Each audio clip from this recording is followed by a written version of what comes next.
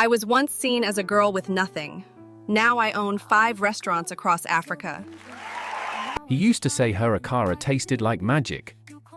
Now, he barely even tasted her presence. Inside a one-room zinc house with cracked walls and patched curtains, Rita bent over a tiny charcoal stove, fanning it with a folded magazine. Sweat gathered on her forehead as she stirred a pot of watery okra soup with one hand and held her phone between her cheek and shoulder. "Martin, have you eaten?" she asked, her voice low, hopeful. His reply was dry. "No. Nothing since morning." She smiled, though her eyes burned. "I'll bring you something small. It's not much, but it's made with love." As the call ended, she turned to the tray of soaking Gary and whispered, "He's been through too much. I won't let him sleep hungry. Not again." Minutes later, she stepped out, a worn Ankara wrapper tied around her waist, her slippers mismatched, her tray balanced carefully on one arm. She didn't care what people said, as long as Martin ate. He lived 3 streets away, in a one-room face-me-I-face-you apartment. When she arrived, he was seated on a low stool, bare-chested, a towel slung over one shoulder. His eyes lit up when he saw the food, but he didn't say thank you. She noticed, but she smiled anyway. "Come, let's eat together." They sat side by side on the tiled floor, one cracked speaker playing a slow P-Square song nearby. She scooped soup for him first, carefully. He dipped and ate, barely looking at her. Rita glanced sideways, studying his face. His jaw was tight. His eyes, distant. "You didn't sleep well?" she asked. He shook his head, not meeting her eyes. Another rejection. "They said I looked too average for a company representative." Her brows lifted gently. She reached out, placed a soft hand on his knee. "You're not average, Martin. You're fire. It's just that the world hasn't caught your flame yet." He looked at her hand, then moved it off his knee. Her smile faltered, only slightly. But her heart felt it. Later that night, after she had swept the room and folded his shirts, she sat beside him on the bed. "Martin," she said softly, "have you thought of trying that building proposal again? I could talk to Uncle Soji, maybe." "Rita," he snapped, interrupting her. "You think I haven't tried?" His tone sliced through her hope. She blinked quickly, folding her hands in her lap. "I'm just trying to help," she whispered. He stood abruptly. "You're always trying. Always doing. Can't you just let me be a man for once?" She rose to her feet, her voice trembling now. "I'm not trying to take your place, Martin. I'm standing with you. I just want to see you win." He sighed, rubbing the back of his neck. "Then stop making me feel like your charity case. That one hurt." Rita's arms dropped to her sides. Her shoulders sagged like a child who just dropped her prize. "You're not my project, Martin," she said, voice barely audible. "You're my person." But he had already turned away. That night, while he lay asleep, Rita sat by the window, staring out at the empty street. A single tear slid down her cheek. Not because she was giving up, but because deep down, she was beginning to realize something terrifying: love alone may not be enough. Then, just before dawn, his phone rang. He answered groggily, then sat upright. "Yes?" "Yes, sir." "I'll be there." He dropped the call and leaped off the bed, eyes wide. "Rita," he shouted, shaking her awake. "They called. The building firm from Lekki, they want me to come in. They accepted my proposal." "They did?" She blinked, confused. "Yes," he grinned. "This could be it. This could be the beginning." Rita's eyes welled up. She threw her arms around him. "I told you," she whispered, "I told you your time would come." He held her, but this time, his eyes weren't on her. They were on the mirror behind her, imagining suits, class, wealth, and the kind of woman he thought matched success. Days passed. Then weeks. The calls grew shorter. The visits? Less frequent. Martin stopped texting her good morning. He stopped picking up when she called at night. Rita noticed. She noticed in the way he answered her questions with one-word replies. In the way his hugs felt more like habits than love. In the way his eyes stopped resting on her and began drifting to his phone, to his reflection in the mirror, to someone else. One afternoon, Rita stood behind her roadside tray, flipping hot akara balls with a metal spoon. Beside her, a small cooler of Zobo sat on a wooden stool, dripping with condensation. Her wrapper was tied tight, her scarf soaked in sweat, but her eyes still held the kind of quiet hope that only love could feed. That's when Ngozi, her old classmate, passed by and leaned in. "You day try, Rita. But that your Martin? I hear say he don day waka with one Lagos babe. One girl like that, from mainland." Rita's spoon paused mid-turn. "What girl?" Ngozi lowered her voice.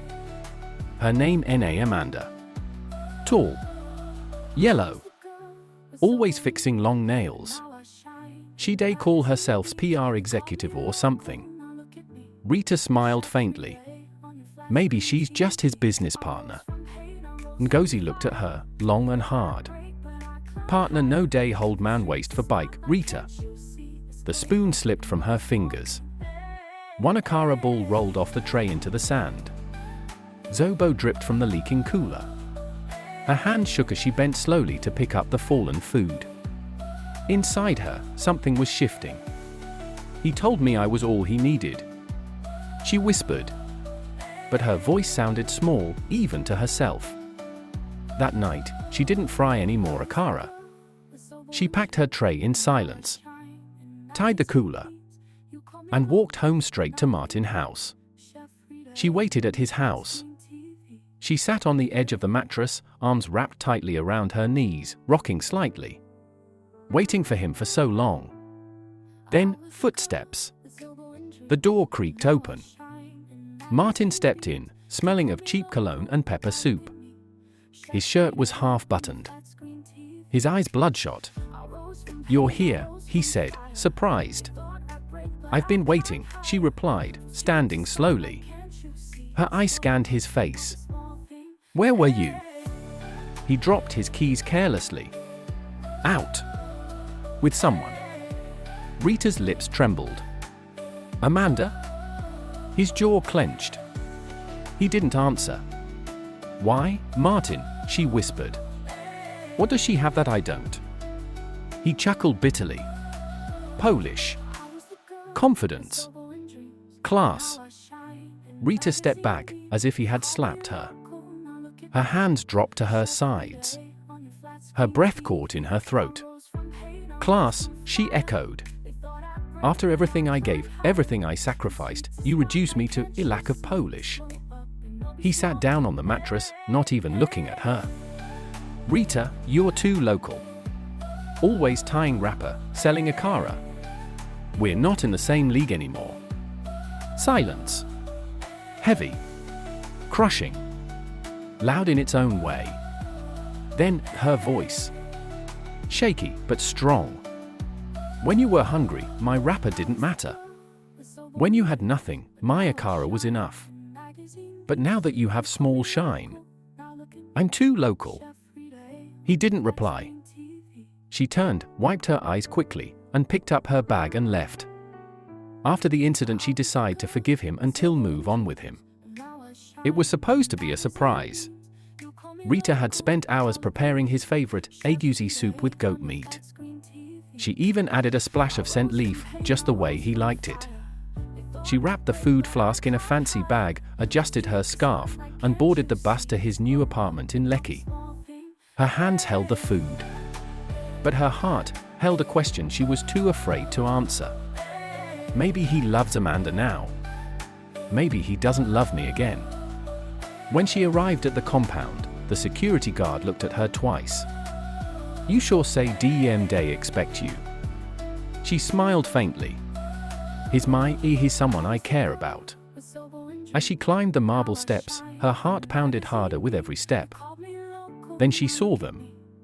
Martin and Amanda, standing by the car, laughing, her hand on his chest. His lips curved in a way Rita hadn't seen in months. Amanda was stunning. Tall, light-skinned, curvy, dressed in a red off-shoulder gown with designer heels. Rita froze. Her hand tightened around the flask. Her throat went dry. "Martin," she said. He turned. His smile vanished. Amanda tilted her head and smiled mockingly. "Who's this?" "Your house girl." Rita blinked. Martin stepped forward. "Rita, what are you doing here?" "I came to bring you food," she said, holding up the flask like a fragile peace offering. Amanda laughed, sharp and cruel. "This must be the Zobo girl you told me about." Rita's face fell. Her lips parted slightly, but no words came. She looked at Martin, waiting, hoping. "Say something. Defend me. Tell her I matter." But he just sighed and rubbed his temple. "Rita? I think you should go." The silence that followed was louder than Amanda's laugh. Rita slowly set the food down on the pavement. Her hand brushed her skirt, trembling. Then she straightened. Her chin lifted. Her back stood tall. Her pain rose to her throat, but she didn't let it fall as tears. She looked him dead in the eye. "Martin," he glanced at her, uncertain now. Her voice didn't shake. It floated, soft, but heavy like thunder behind a closed door. "I pray you find what you're looking for. But don't come back when what you find can't love you like I did." She turned. One step. Then another. Amanda smirked, but Rita didn't look back. Because she wasn't walking away from him. She was walking toward herself. Into the night. Into silence. Into the beginning of her own rise. For 3 days after Amanda's insult, Rita didn't go back to her Akara spot. Her Zobo cooler stayed shut. The charcoal stove in her corner went cold. She lay on the mattress alone, facing the wall, a wrapper pulled over her head like a shield from the world. Her hands hugged her chest tightly, not from cold, but from the ache that refused to stop. Her mother knocked. "Rita, you know go sell today." She didn't answer. Her younger brother dropped her phone beside her. Martin texted. Just one line. Rita slowly lifted the wrapper from her face, eyes swollen. She read the message. "Don't show up at my place again." Amanda's not comfortable with it. Her hands trembled as she held the phone. Then something inside her snapped. That evening, she carried the Zobo cooler to the backyard and poured it into the ground. She took the Akara bowl and smashed it. Her mother gasped. "Rita, what are you doing?" "I'm done," she whispered. "Done begging to be seen. Done forcing myself to be enough." Her mother tried to hold her hand, but she pulled away, tears running freely now. "He took everything, Mama," she cried. "My energy. My pride. My belief in myself." "You're still standing, my daughter," Mama whispered, cupping her cheeks. "That means you still have something left." That night, while washing her face, Rita stared into the cracked mirror. She didn't recognize the girl in the reflection. But she made a vow, "I may be nothing now," she whispered. "But the next time he sees me, I won't be easy to forget." Days turned into weeks. Her auntie from Ghana, Auntie Adwoa, called randomly. "I heard what happened," her voice said gently. "Come to me, Rita. Start afresh. The world is big. So is your future." Rita hesitated. "I have nothing left," she said. "Good," her auntie replied. "Now you have space to build something new." And so, quietly, at dawn, with one small Ghana Musco bag, Rita boarded a bus. She didn't say goodbye to Martin. She didn't need to. She was leaving the ashes and chasing the fire. Ghana didn't smell like home. The air was different. The food tasted strange. Even the laughter on the street sounded unfamiliar. But Rita didn't come to feel at home. She came to build one within herself. Her Auntie Adwoa, ran a small local restaurant in Accra. The walls were faded yellow. The counters chipped. But the food? The food had magic. "This is where you'll start," Auntie said, handing her an apron. Rita tied it silently. No makeup. No earrings. No smiles. Just scars hidden beneath layers of silence. Days turned into weeks. Rita washed plates, peeled onions until her fingers burned. She chopped pepper with tears in her eyes, not from the spice, but from the memories. But she didn't complain.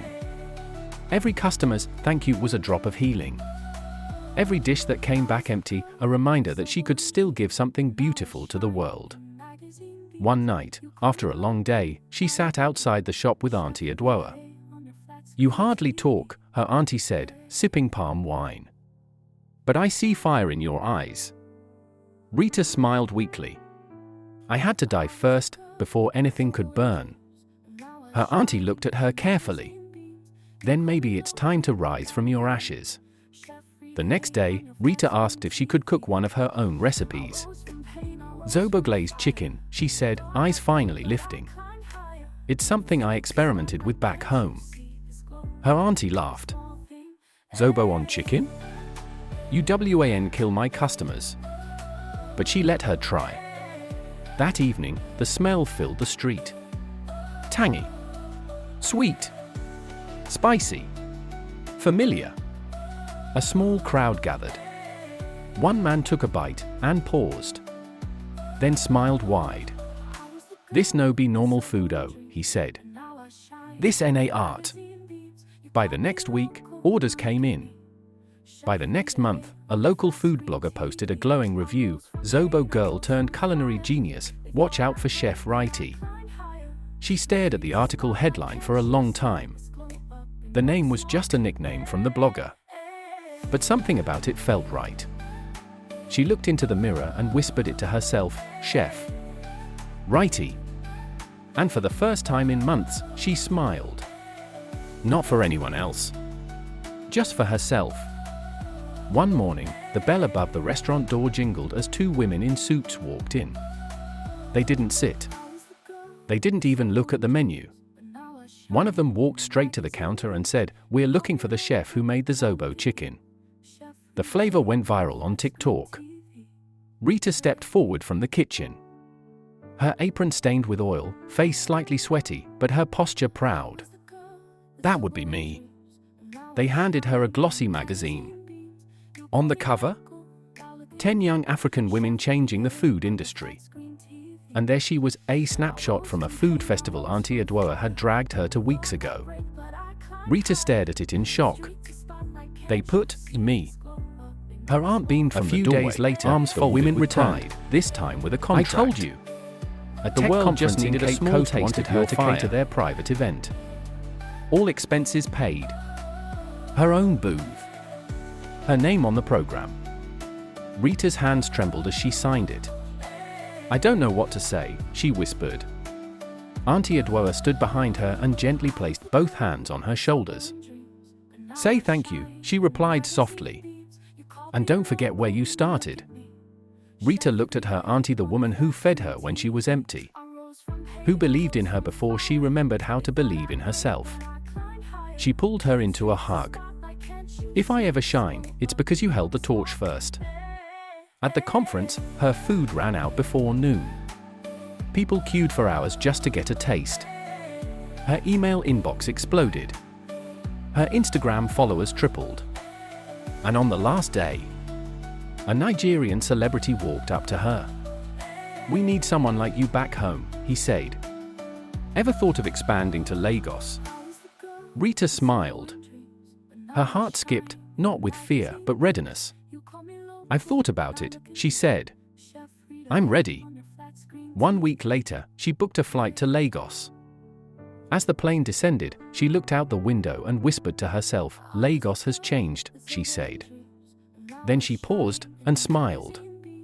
Lagos had changed. The traffic was still mad. The air still thick with dust and dreams. But this time, she wasn't arriving in slippers with a leaking flask. She stepped off the plane in heels that clicked with purpose, a tailored mustard blazer hugging her figure, and soft curls falling around her shoulders like a queen in full bloom. Her passport now read, Chef Rita, culinary consultant. She didn't go back to the face me I face you. She didn't call old friends. Instead, she was chauffeured straight to Eco Atlantic, where a team was waiting to discuss her Lagos launch.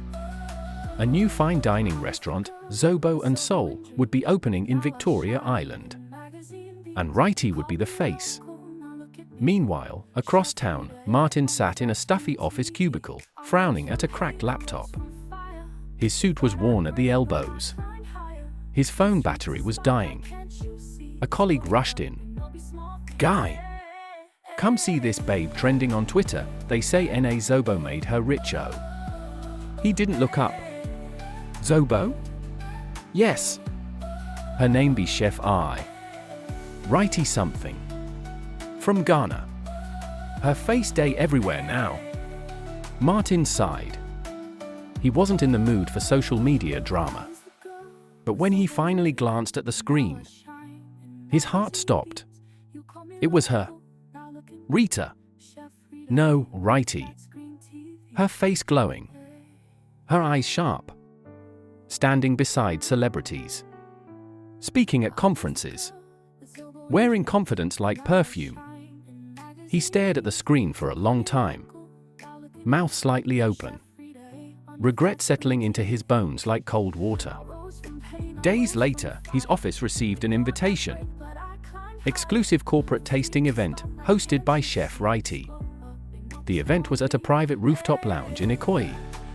Martin stared at the invite. His name was on the list. His hands trembled slightly. He hadn't seen her in person since that day at the compound. Since she walked away without crying. Since he let her go for someone who only loved his money. The rooftop was glowing. Soft lights hung above elegant tables. Waiters moved like shadows, holding trays of Zobo glazed chicken, coconut suya bites, and pineapple pepper sauce. At the far end of the rooftop, by a backdrop with her logo, stood Rita. Radiant. Untouchable. Wrapped in a custom wine-colored gown that shimmered with every movement. Her hair was in a braided bun. Her lips, a soft rose. And her eyes, calm. Steady. Piercing. She wasn't trying to impress anymore. She was the standard now. Martin stepped off the elevator, heart racing. His shoes suddenly felt too tight. His cheap cologne felt too loud. He scanned the crowd, and then he saw her. And just like that, time stopped. She was surrounded by executives and media representatives laughing, nodding, owning the room without even trying. Martin hesitated. Then slowly, he walked forward. Her assistant whispered something in her ear and gestured in his direction. Rita turned. Their eyes met. His mouth opened slightly.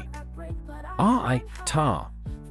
She tilted her head, studying him like one would study an old photograph, faded. Familiar. But distant. "Martin." Her voice was steady. Neither warm nor cold. Just finished. He tried to smile. "You look incredible." She smiled faintly. "I know." He chuckled awkwardly, scratching the back of his neck. "I didn't know you were back in Nigeria." "I wasn't," she replied. "I came back to expand my brand. And to remind the soil that once broke me, that I've bloomed." There was silence. A heavy kind. He took a shaky breath. "Rita? I was stupid. What I did, what I said, I'll never forgive myself." Her gaze softened slightly. Not with affection. but with understanding. It's not forgiveness you need, Martin. It's reflection. I thought I needed a polished woman, he said. But now I see, polish fades. Substance lasts. She nodded gently. And now that you see it, she asked. It's too late, he whispered. She didn't answer. She simply turned toward the crowd, then paused and said quietly, Martin, it was never that I wasn't enough. You just weren't ready for someone who was. Then she walked away. Again. This time with a presence so powerful, he didn't call her back. He just stood there, watching the girl he once ignored rise without him. After her Lagos launch, her face was everywhere: TV interviews, magazines, billboards. But even as her name echoed across Africa, one voice stayed loud in her heart: never forget who poured into you when the world left you dry. So, without alerting the press, Rita flew back to Ghana. This time, she didn't arrive with borrowed slippers or hunger in her eyes. She arrived in a sleek black Range Rover, her name printed on the gate pass of a 5-star hotel. But instead of heading to the suite, she turned to her personal driver and said, "Take me to Auntie Adwoa's." As the car pulled up to the small restaurant she once cleaned dishes in, Rita stepped out gracefully. She wore a soft yellow jumpsuit, a matching head wrap, and designer flats, elegant, but still true to her roots. Auntie Adwoa was outside, peeling groundnuts in a large silver tray. She looked up and gasped. "Alim, is that Chef Rita?" Rita smiled warmly. "Yes, Auntie. I didn't come to visit. I came to build with you." Her auntie dropped the tray. "Build what?" "A legacy," she said.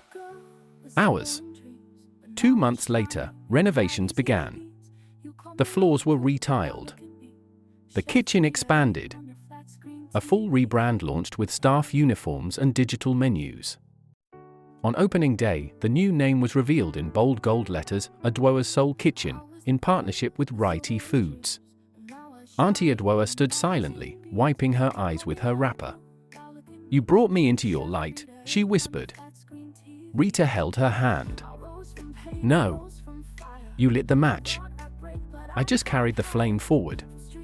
The sun rose slowly over Lagos, pouring gold light into the home of Africa's most sought-after culinary queen.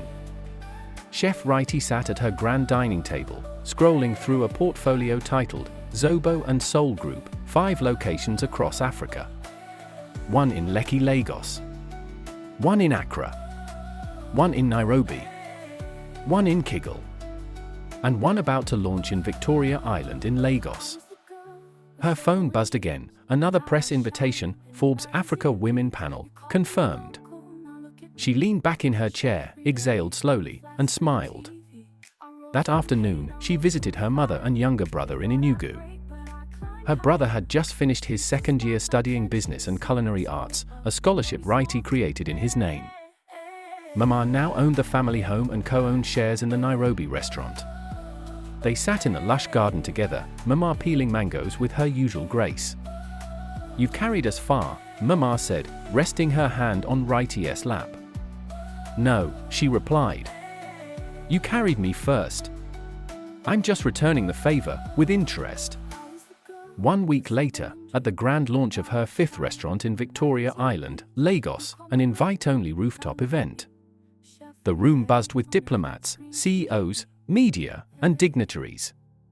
The decor shimmered in gold and maroon. Soft highlife jazz played in the background. Martin walked in. Not as a guest. Not as an investor. But as a caterer's assistant, hired to deliver plates from a third-party supplier. When he heard the name on the backdrop, Zobo and Soul, his chest tightened. Then he saw her. Rita. She stood under the chandelier in a flowing emerald dress, smiling calmly as guests lined up to greet her. Her presence commanded the room not with noise, but with power. Martin's feet hesitated. But the manager pushed him forward. "Deliver the tray to the host." "Move." He stepped forward. Her eyes found him instantly. Their eyes locked. The crowd noise faded. For a second, it was just them, the girl who once begged for his love, and the man who once thought she'd never rise. "Chef Rita," he said softly, bowing his head slightly. "Martin," she replied, calm, unfazed. He looked down at the tray in his hand, then back at her face. "I don't expect forgiveness." She tilted her head, one brow raised. "Good. I already gave it to myself." "You became everything," he whispered. "Correction," she said gently. "I became myself." He nodded slowly. "If I could go back." "But you can't," she cut in smoothly, her smile soft but firm. "We were both hungry back then," she added. "The difference is, I wanted to feed us both. You just wanted to feed your pride." He swallowed hard. The MC announced her speech. She turned to go, then paused and said quietly, "You lost me. But I found myself. And in that trade, I won." She walked to the MIC. The lights dimmed. The cameras turned. Behind her, Martin stood frozen, still holding the tray he came in with. She spoke into the MIC, voice calm and commanding. "I was once seen as a girl with nothing. Now I own 5 restaurants across Africa, not because I wanted revenge, but because I finally saw who I was meant to be." The crowd clapped. She smiled, looked ahead, and closed with a final line. Because sometimes, what hurts more than losing love is seeing it rise without you.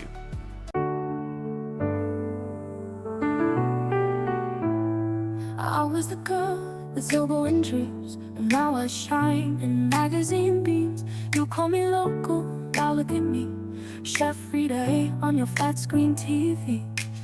I rose from pain, I rose from fire. They thought I'd break, but